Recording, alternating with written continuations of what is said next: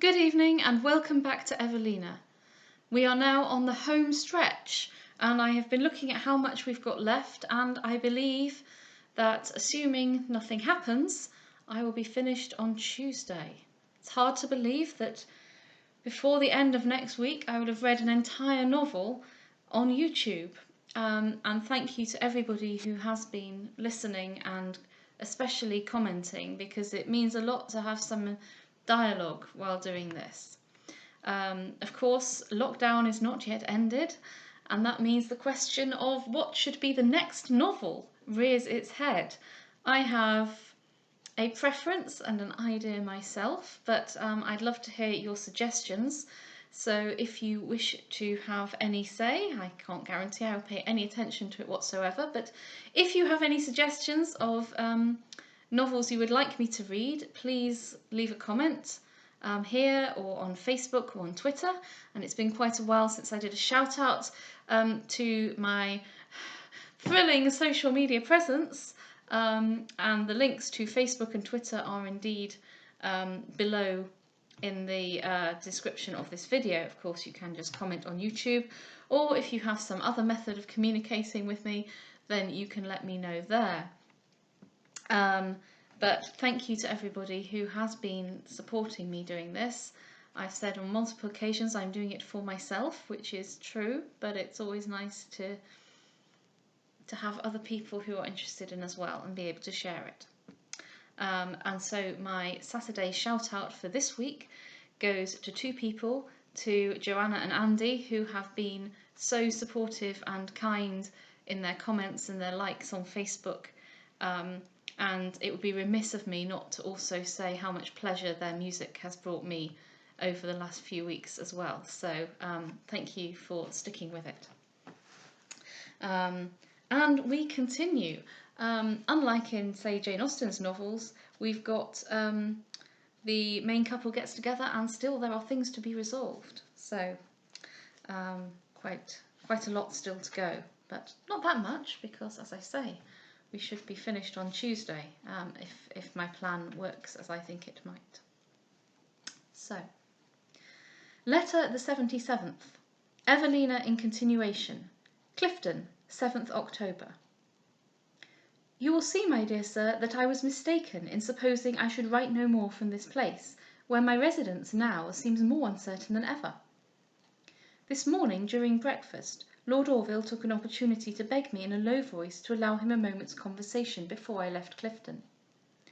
May I hope, added he, that you will stroll into the garden after breakfast?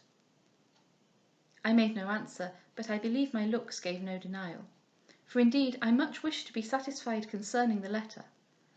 The moment, therefore, that I could quit the parlour, I ran upstairs for my calash, but before I reached my room, Mrs. Selwyn called after me. If you are going to walk, Miss Anville, be so good as to bid Jenny bring down my hat, and I'll accompany you. Very much disconcerted, I turned into the drawing-room without making any answer, and there I hoped to wait unseen, till she had otherwise disposed of herself. But in a few minutes the door opened, and Sir Clement Willoughby entered. Starting at the sight of him, and rising hastily, I let drop the letter which I had brought for Lord Orville's inspection, and before I could recover it, Sir Clement, springing forward, had it in his hand. He was just presenting it to me, and at the same time inquiring after my health, when the signature caught his eye, and he read aloud, Orville. I endeavoured eagerly to snatch it from him, but he would not permit me, and holding it fast, in a passionate manner exclaimed, Good God, Miss Anville, is it possible you can value such a letter as this? The question surprised and confounded me, and I was too much ashamed to answer him. But finding he made an attempt to secure it, I prevented him, and vehemently demanded him to return it. Tell me first, said he, holding it above my reach, tell me if you have ever, since then, received any more letters from the same person. No, indeed, cried I, never. And will you also, sweetest of women, promise that you never will receive any more? Say that, and you will make me the happiest of men. Sir Clement, cried I, greatly confused, pray give me the letter. And will you first satisfy my doubts? Will you not relieve me from the torture of the most distracting suspense? Tell me but that the detested Orville has written to you no more. Sir Clement, cried I angrily, you have no right to make me any conditions, so pray give me the letter directly. Why such solicitude about this hateful letter? Can it possibly deserve your eagerness? Tell me, with truth, with sincerity tell me, does it really merit the least anxiety? No matter, sir, cried I in great perplexity. The letter is mine, and therefore... I must conclude, then, said he, that the letter deserves your utmost contempt, but the name of Orville is sufficient to make you prize it. Sir Clement, cried I, colouring, you are very much... The letter is not... Oh, Miss Anville, cried he, you blush, you stammer. Great heaven, it is then all as I feared. I know not, cried I, half frightened, what you mean, but I beseech you to give me the letter and to compose yourself. The letter! cried he, gnashing his teeth. You shall never see more. You ought to have burnt it the moment you had read it. And in an instant he tore it into 1,000 pieces. Alarmed at a fury so indecently outrageous, I would have run out of the room, but he caught hold of my gown and cried, No, not yet. Not yet must you go. I am but half mad yet, and you must stay to finish your work. Tell me, therefore, does Orville know your fatal partiality? Say yes, added he, trembling with passion, and I will fly you for ever. For heaven's sake, Sir Clement, cried I, release me. If you do not, you will force me to call for help. Call, then, cried he. Inexorable and most unfeeling girl, call if you please, and bid all the world witness your triumph. But could 10 worlds obey your call, I would not part with you till you have answered me. Tell me, then, does Orville know you love him? At any other time, an inquiry so gross would have given me inexpressible confusion. But now the wildness of his manner terrified me, and I only said, Whatever you wish to know, Sir Clement, I will tell you another time. But for the present, I entreat you to let me go. Enough, cried he. I understand you. The art of Orville has prevailed. Cold, inanimate, phlegmatic as he is, you have rendered him the most envied of men. One thing more, and I have done. Will he marry you? What a question!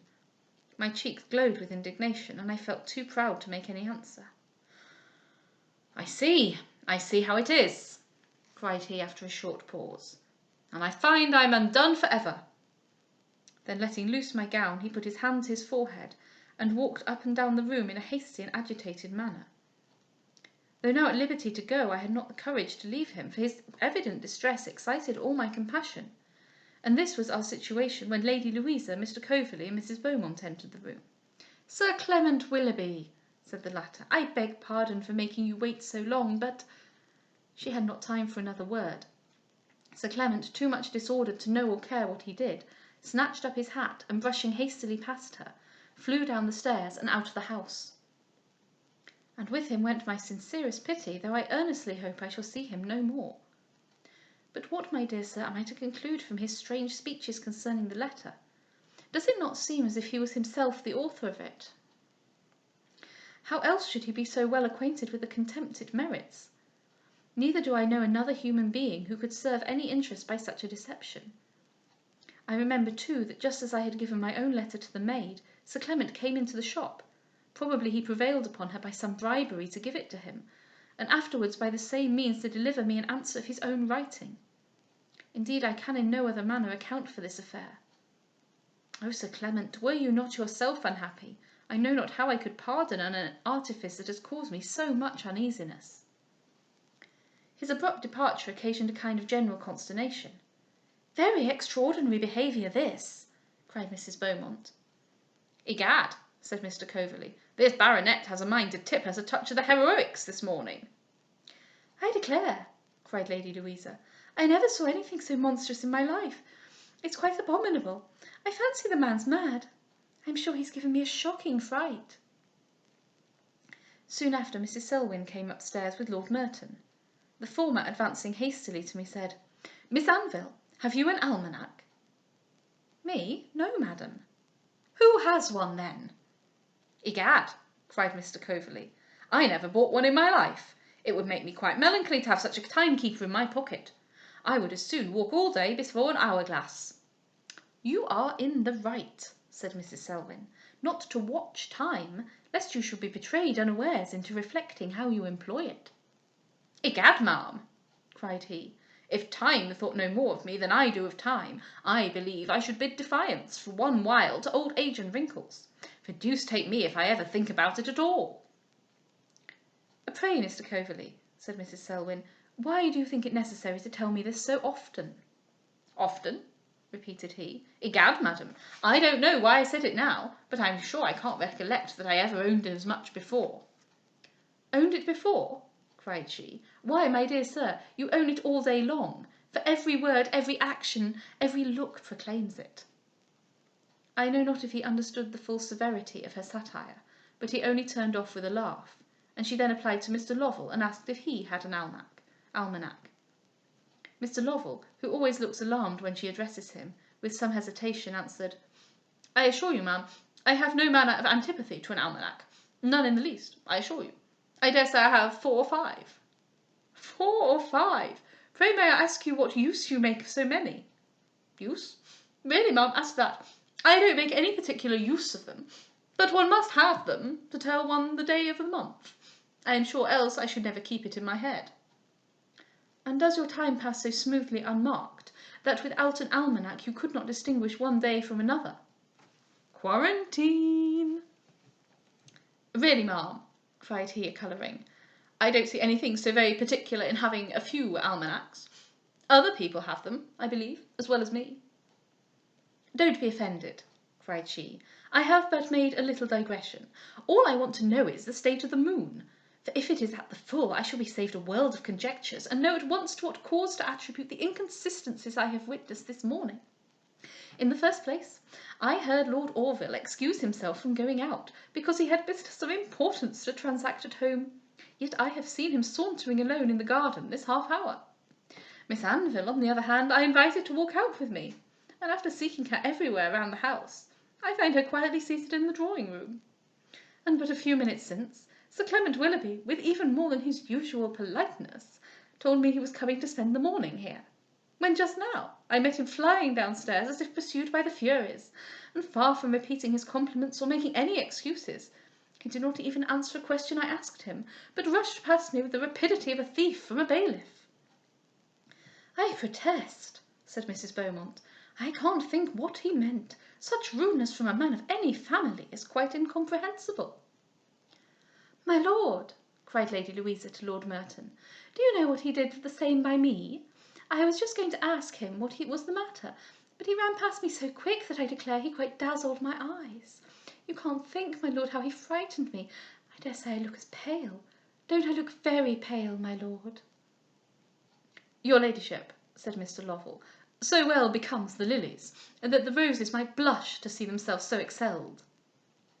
"Pray, Mr. Lovell," said Mrs. Selwyn, "if the roses should blush, how would you find it out?" "Egad," cried Mr. Coverley, "I suppose they must blush, as the saying is, like a blue dog, for they are red already." "Prithee, Jack," said Lord Merton, "don't you pretend to talk about blushes that never knew what they were in your life." "My lord," said Mrs. Selwyn, "if experience alone can justify mentioning them, what an admirable treatise upon the subject may we not expect from your lordship?"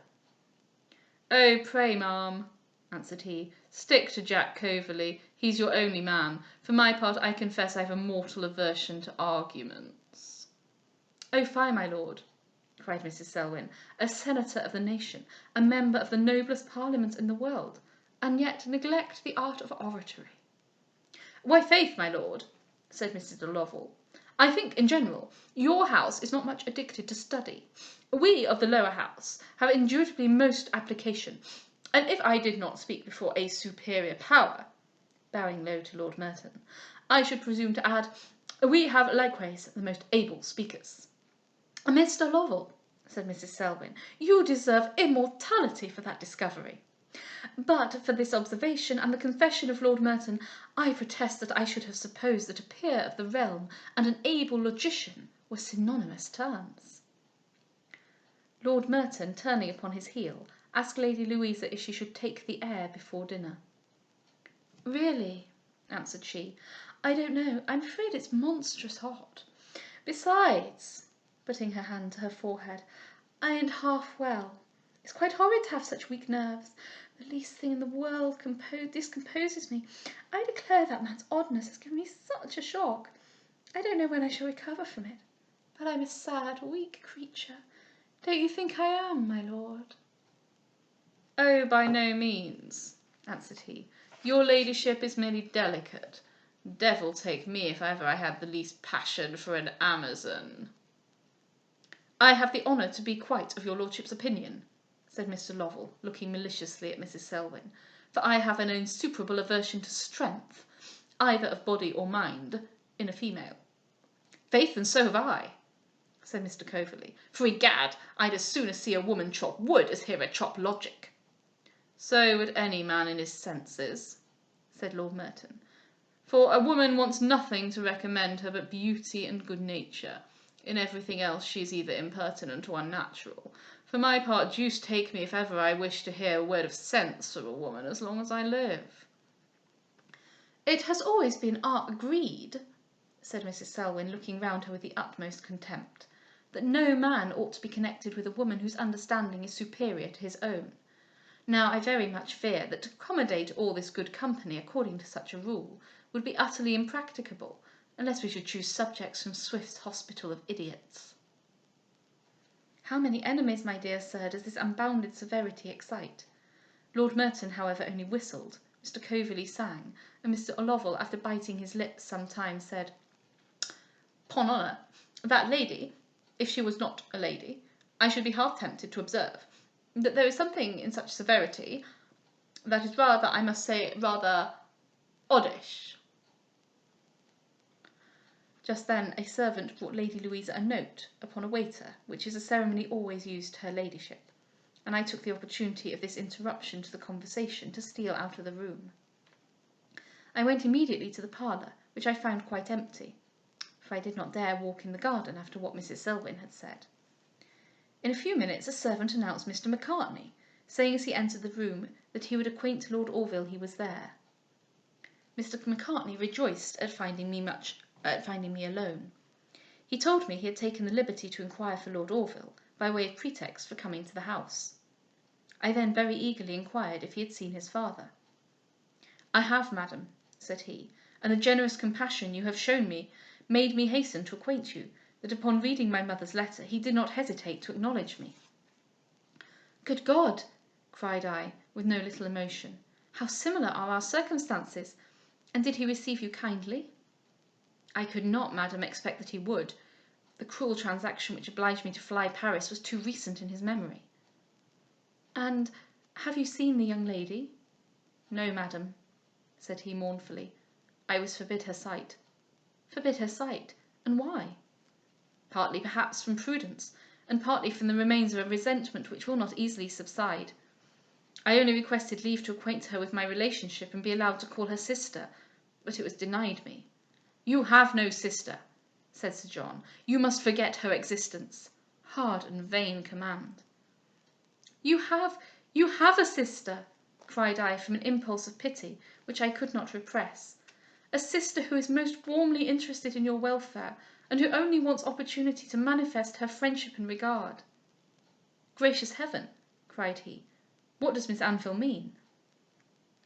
"Anville," said I, "is not my real name. Sir John Belmont is my father, he is yours, and I am your sister. You see, therefore, the claim we mutually have to each other's regard. We are not merely bound by the ties of friendship, but by those of blood. I feel for you already all the affection of my sister. I felt it indeed before I knew I was one. Why, my dear brother, do you not speak? Do you hesitate to acknowledge me?" "I am so lost in astonishment," cried he, "that I know not if I hear right." "I have then found a brother," cried I, holding out my hand, "and he will not own me." "Own you?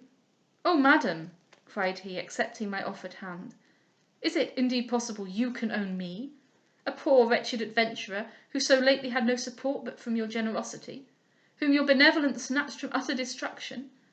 Can you, oh, madam, can you indeed, and without a blush, condescend to own such an outcast for a brother?" "Oh, forbear, forbear," cried I. "Is this language proper for a sister? Are we not reciprocally bound to each other? Will you not suffer me to expect from you all the good offices in your power? But tell me, where is our father at present?" "At the Hotwells, madam. He arrived there yesterday morning." I would have proceeded with further questions, but the entrance of Lord Orville prevented me. The moment he saw us, he started and would have retreated, but drawing my hand from Mr. Macartney's, I begged him to come in. For a few moments we were all silent, and I believe all in equal confusion. Mr. Macartney, however, recollecting himself, and said, "I hope your lordship will forgive the liberty I've taken in making use of your name." Lord Orville rather coldly bowed and said nothing. Again we were all silent, and then Mr. Macartney took leave. "I fancy," said Lord Orville, when he was gone, "I have shortened Mr. Macartney's visit." "No, my lord, not at all." "I had presumed," said he with some hesitation, "I should have seen Miss Anville in the garden, but I knew not she was so much better engaged." Before I could answer, a servant came to tell me the chaise was ready and that Mrs. Selwyn was inquiring for me. "I will wait on her immediately," cried I, and away I was running, but Lord Orville, stopping me, said with great emotion, "Is it thus, Miss Anville, that you leave me?" "My lord," cried I, "how can I help it? Perhaps soon some better opportunity may offer—" "Good heaven!" cried he, "do you indeed take me for a stoic? What better opportunity may I hope for? Is not the chaise come? Are you not going? Have you even deigned to tell me whither?" "My journey, my lord, will now be deferred. Mr. Macartney has brought me intelligence which renders it at present unnecessary." "Mr. Macartney," said he gravely, "seems to have great influence, yet he is a very young counsellor." "Is it possible, my lord, Mr. Macartney can give you the least uneasiness?" "My dearest Miss Anville," said he, taking my hand, "I see and I adore the purity of your mind, superior as it is to all little arts and all apprehensions of suspicion, and I should do myself as well as you injustice if I were capable of harbouring the smallest doubts of that goodness which makes you mine for ever. Nevertheless, pardon me if I own myself surprised, nay, alarmed, at these frequent meetings with so young a man as Mr. Macartney." "My lord," cried I, eager to clear myself, "Mr. Macartney is my brother." "Your brother? You amaze me. What strange mystery then makes his relationship a secret?" Just then Mrs. Selwyn opened the door. "Oh, you are here!" cried she. "Pray, is my lord so kind as to assist you in preparing for your journey, or in retarding it?" "I should be most happy," said Lord Orville, smiling, "if it were in my power to do the latter." I then acquainted her with Mr. Macartney's communication.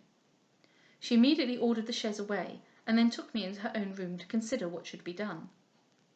A few minutes sufficed to determine her, and she wrote the following note: "To Sir John Belmont, Baronet.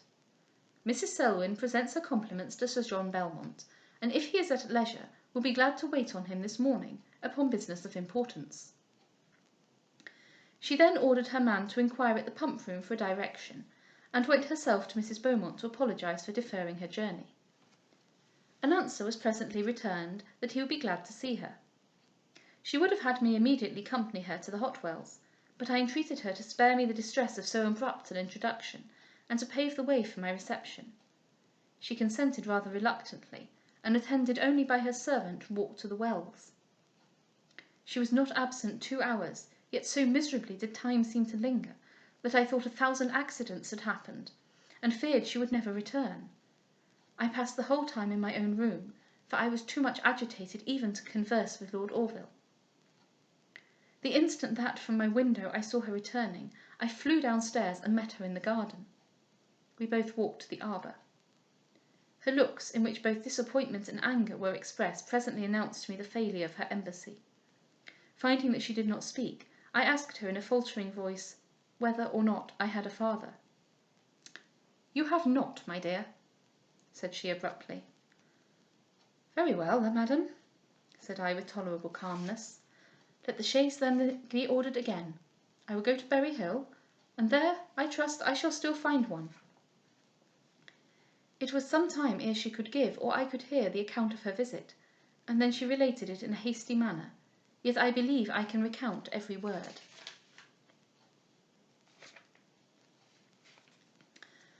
I found Sir John alone. He received me with the utmost politeness.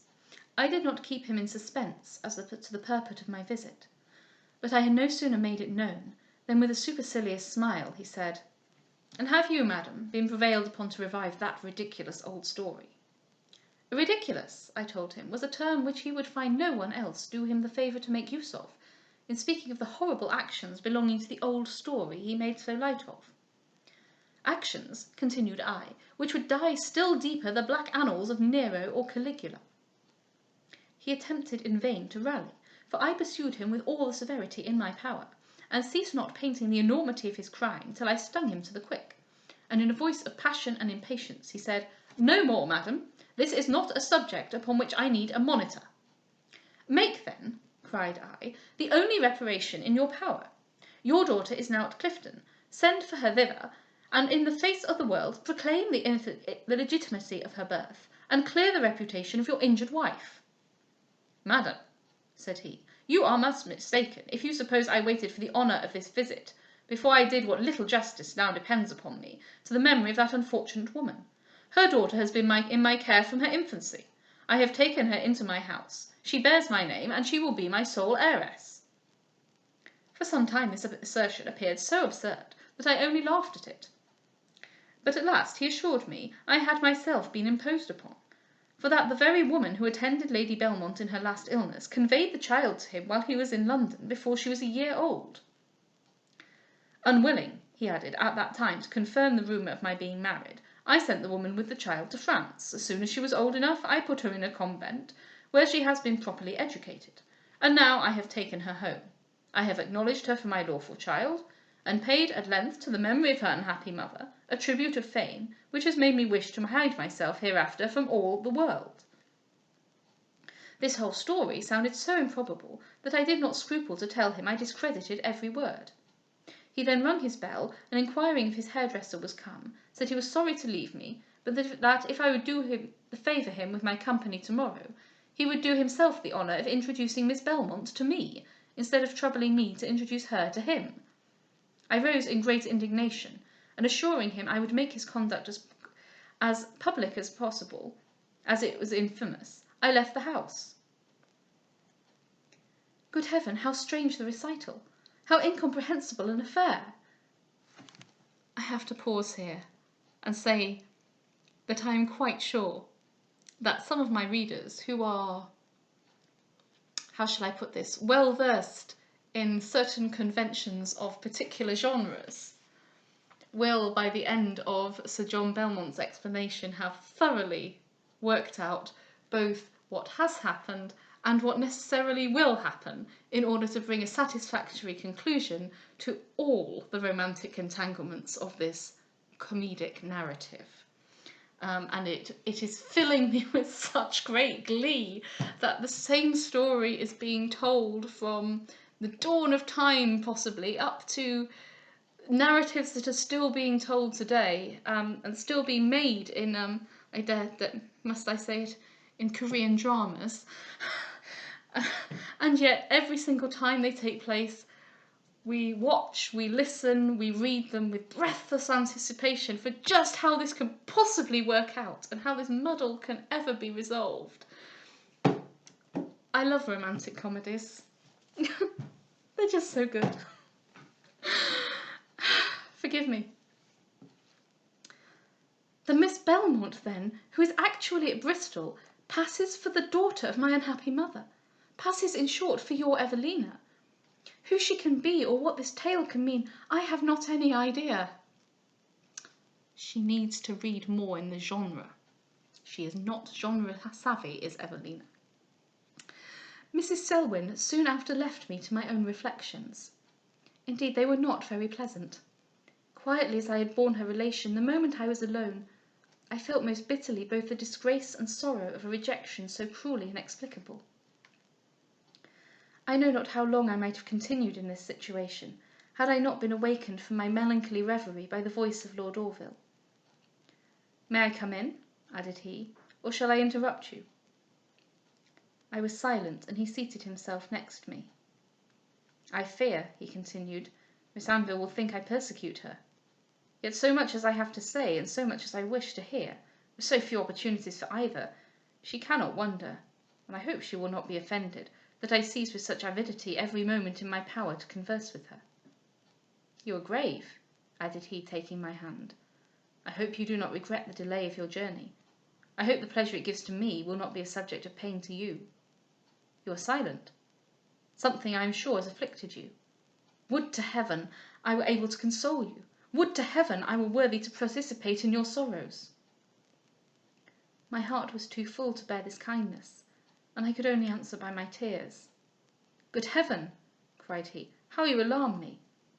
My love, my sweet Miss Anville, deny me no longer to be the sharer of your griefs. Tell me at least that you have not withdrawn your esteem, that you do not repent the goodness you have shown me, that you still think me the same grateful Orville whose heart you have deigned to accept.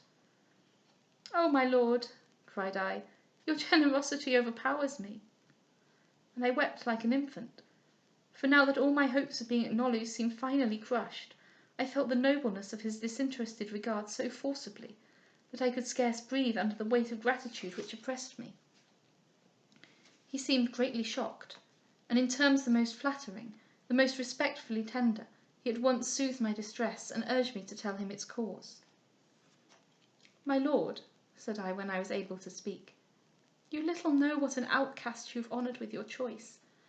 A child of bounty, an orphan from infancy, dependent, even for subsistence dependent upon the kindness of compassion, rejected by my natural friends, disowned for ever by my nearest relation. Oh, my lord, so circumstanced, can I deserve the distinction with which you honour me? No, no, I feel the inequality too painfully. You must leave me, my lord, you must suffer me to return to obscurity. And there in the bosom of my first, best, my only friend, I will pour forth all the grief of my heart, while you, my lord, must seek elsewhere. I could not proceed. My whole soul recoiled against the charge I would have given, and my voice refused to utter it. Never, cried he. My heart is yours, and I swear to you an attachment eternal. You prepare me indeed for a tale of horror, and I am almost breathless with expectation. But so firm is my conviction that whatever are your misfortunes, to have merited them is not of the number, that I feel myself more strongly, more invincibly devoted to you than ever. Tell me but where I may find this noble friend, whose virtues you have already taught me to reverence, and I will fly to obtain his consent and intercession, that henceforward our fates may be indissolubly united, and then shall it be the sole study of my life to endeavour to soften your past, and guard you from future misfortunes. I had just raised my eyes to answer this most generous of men, when the first object they met was Mrs. Selwyn. So, my dear, cried she, what, still courting the rural shades? I thought ere now you would have been satiated with this retired seat, and I have been seeking you all over the house. But I find the only way to meet with you is to inquire for Lord Orville. However, don't let me disturb your meditations. You are possibly planning some pastoral dialogue. And with this provoking speech she walked on. In the greatest confusion I was quitting the arbour, when Lord Orville said, Permit me to follow Mrs. Selwyn. It is time to put an end to all impertinent conjectures. Will you allow me to speak to her openly? I assented in silence, and he left me. I then went to my own room, where I continued till I was summoned to dinner, after which Mrs. Selwyn invited me to hers. The moment she had shut the door, Your ladyship, said she, will, I hope, be seated. Ma'am? Cried I, staring. Oh, the sweet innocent, so you don't know what I mean. But, my dear, my sole view is to accustom you a little to your dignity elect, lest, when you are addressed by your title, you should look another way, from an apprehension of listening to a discourse not meant for you to hear. Having in this way diverted herself with my confusion, till her raillery was almost exhausted, she congratulated me very seriously upon the partiality of Lord Orville, and painted to me in the strongest terms his disinterested desire of being married to me immediately. She had told him, she said, my whole story, and yet he was willing, nay eager, that our union should take place of any further application to my family. Now, my dear, continued she, I advise you by all means to marry him directly. Nothing can be more precarious than our success with Sir John, and the young men of this age are not to be trusted with too much time for deliberation, where their interests are concerned. Good God, madam, cried I, do you think I would hurry Lord Orville? Well, do as you will, said she. Luckily, you have an excellent subject for quixotism. Otherwise this delay might prove your ruin. But Lord Orville is almost as romantic as if he had been born and bred at Berry Hill." She then proposed, as no better expedient seemed likely to be suggested, that I should accompany her at once in her visit to the Hotwells tomorrow morning. The very idea made me tremble, yet she represented so strongly the necessity of pursuing this unhappy affair with spirit, or giving it totally up, that, wanting her force of argument, I was almost obliged to yield to her proposal. In the evening we all walked in the garden, and Lord Orville, who never quitted my side, told me he had been listening to a tale, which, though it had removed the perplexities that had so long tormented him, had penetrated him with sorrow and compassion. I acquainted him with Mrs. Selwyn's plan for tomorrow, and confessed the extreme terror it gave me. He then, in a manner almost unanswerable, besought me to leave to him the conduct of the affair, by consenting to be his before an interview took place. I could not but acknowledge my sense of his generosity, but I told him I was wholly dependent upon you, and that I was certain your opinion would be the same as mine, which was that it would be highly improper I should dispose of myself for ever, so very near the time which must finally decide by whose authority I ought to be guided. The subject of this dreaded meeting, with the thousand conjectures and apprehensions to which it gives birth, employed all our conversation then, as it has all my thoughts since. Heaven only knows how I shall support myself when the long-expected, the wished yet terrible moment arrives that will prostrate me at the feet of the nearest, the most reverenced of all relations, whom my heart yearns to know and longs to love. Well, 36 minutes later, that was one letter, crowded with incident, as Oscar Wilde would say. I think I've got my my panegyrics out of the way already, and it's been quite a long letter, so I will leave you for this evening.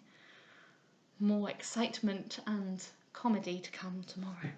Good night.